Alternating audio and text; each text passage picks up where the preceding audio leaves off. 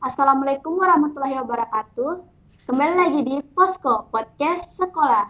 Bersama saya Anggun Ramadanti dan tamu terhormat kita kali ini adalah Ibu Sri Rahmi selaku Ketua Komisi C DPRD Sulawesi Selatan.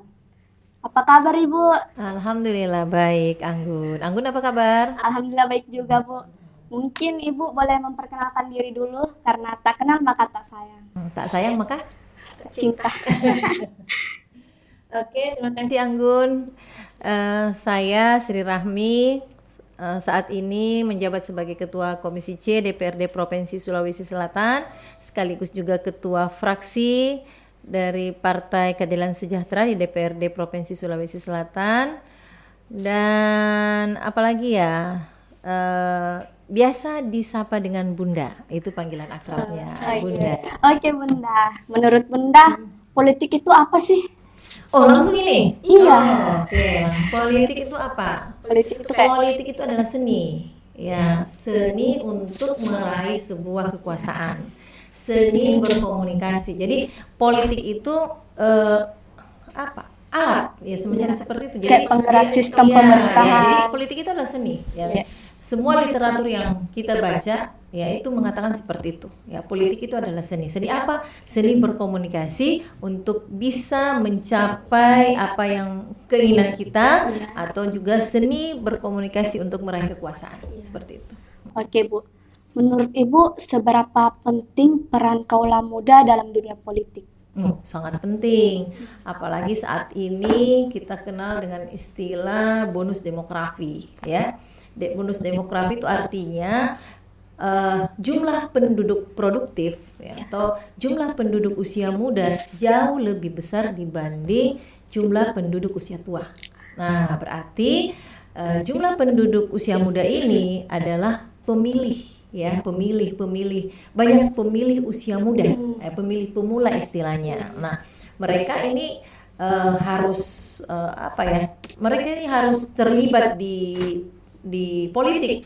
Karena apa? Dari politik itu kemudian akan lahir kebijakan-kebijakan, sehingga mereka, anak-anak muda ini perlu terlibat dalam pengambilan kebijakan tersebut. Ya, kalau anak muda tidak terlibat di politik, maka dia tidak ada dalam lingkaran pengambilan kebijakan.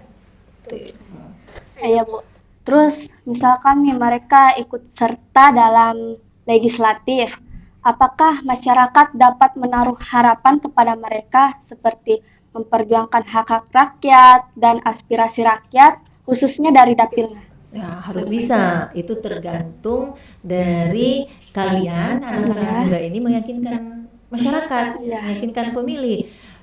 Pertama peluangnya ya, peluangnya adalah kalian punya teman, ya kan? Sesama anak muda, sesama milenial. Nah, mereka juga pemilih.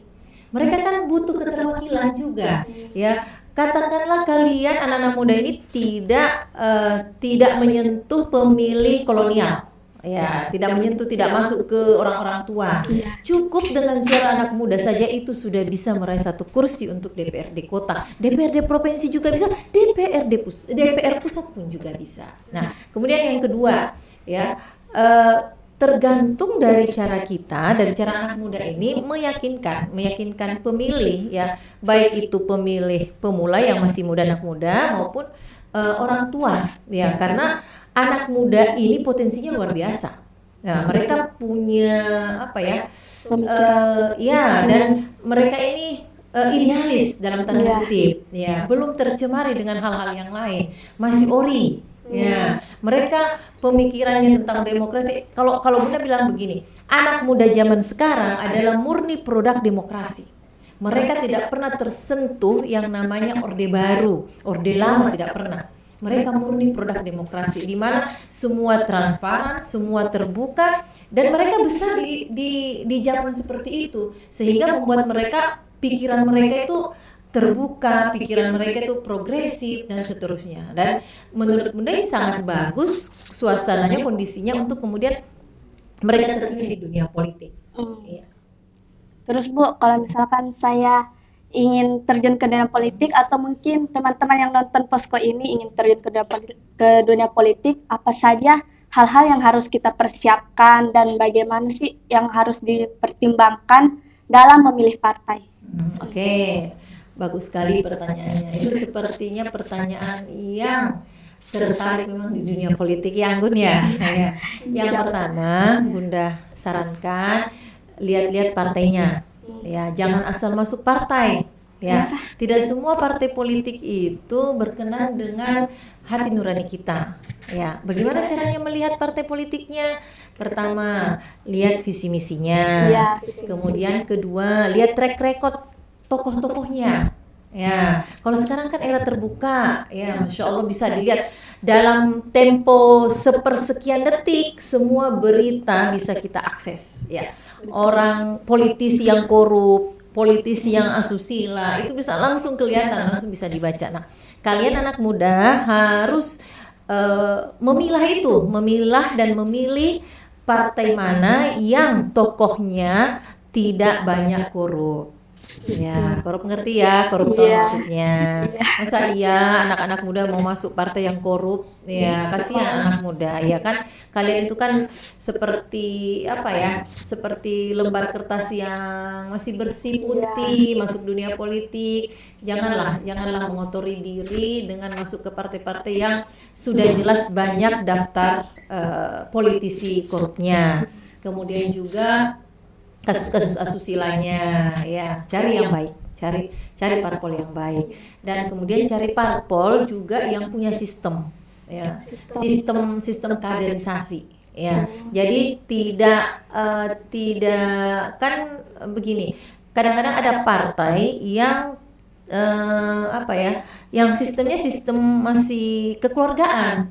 Ya, kalau bukan anaknya dia tidak taruh di posisi penting. Jadi hanya orang-orang dekatnya saja, keluarganya saja yang lingkarannya dia saja, pemimpinnya itu yang dia kasih posisi.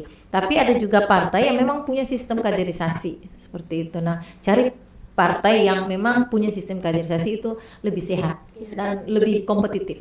Oke, Bu. Terus kan ini, Bu, kan tadi bahas tentang koruptor. Nah, bagaimana sih cara Ibu mengubah paradigma masyarakat terhadap DPRD bahwa itu tadi kayak DPRD itu ada yang korupsi, makan uang rakyat, dan bagaimana cara Ibu mengubah paradigma masyarakat itu? Ya, Bunda ya. Ya, Bunda. Bunda. Ya sayang. Pertama kalau dibilang makan uang rakyat, pastilah kita makan uang rakyat. ASN juga, PNS juga makan uang rakyat, guru-guru semua makan uang rakyat, karena kan dari rakyat, dari pajak-pajak mereka. Tapi kalau yang tadi ditanyakan tentang opini, yang opini masyarakat tentang tentang apa ya, anggota dewan yang negatif itu, ya wajar saja masyarakat beranggapan seperti itu, karena memang banyak di antara anggota dewan itu, politisi itu yang emang datang cuma duduk diam. Iya. Nah, ada yang bahkan itu. Tidur kalau rapat. Ya, sampai ada lagunya Iwan Fals ya. Ya, ada lagunya Iwan Fals. Apa lagunya, Anggun? Wakil rakyat bukan paduan suara. Kalau sidang apa? Jangan tidur saat sidang soal rakyat. Menyinggung sekali. Ya, seperti itu. Terus kemudian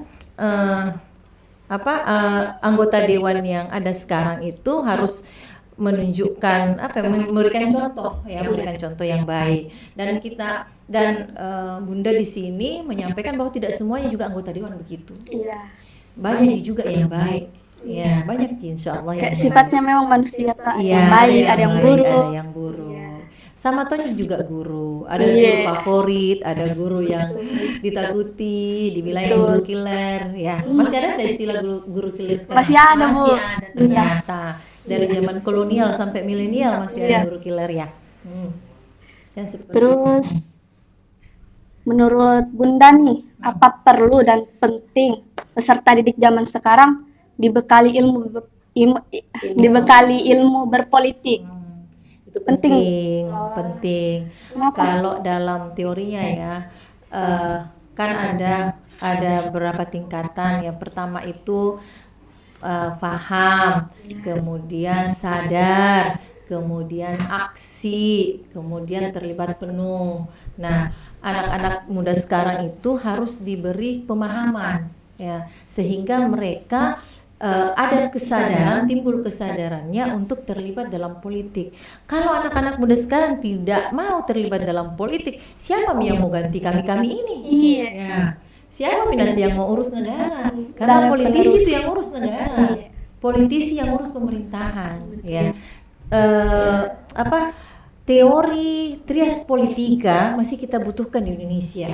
Trias politika itu ada yudikatif, legislatif, eksekutif. Harus ada pengimbang, ya. Legislatif mengimbangi kekuasaan eksekutif. Ya, kalau tidak ada legislatif, siapa yang bisa kawal kontrol ini eksekutif? Ya, jadi memang harus. Jadi politik ini harus diwariskan ke anak muda, dan anak muda harus welcome, harus merasa harus friendly. Politik itu harus friendly ke anak-anak muda. Ya, jadi bukan politik itu bukan dunia yang angker, ya. Ya, selama ini mungkin terasa yang angker, ya. Iya. Nah, padahal kayak ramah juga. Baik, asal kita baik. Ya. Insya Allah kita akan bertemu dengan orang-orang yang baik juga. Terus apa ada motivasi dan saran Bunda untuk kaula muda yang ingin terjun ke dunia politik? Ya, yang pertama kan tadi harus masuk sebagai kader partai politik. Itu pintu gerbangnya masuk ke dunia politik. Harus masuk jadi kader atau anggota salah satu partai. Nah, kemudian kedua, terlibat aktif di sana sehingga partai politik itu melirik. Ya, maksudnya melirik, maksudnya Bunda ini diperhitungkan kehadirannya, keberadaannya.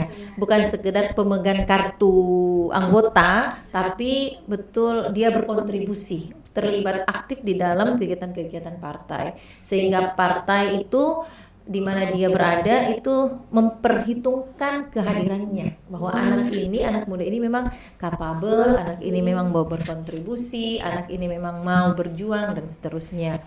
Nah, setelah itu dari situlah kemudian bisa mengembangkan. Kalau memang mau jadi caleg, ya kan ada periodenya setiap 5 tahun sekali kan.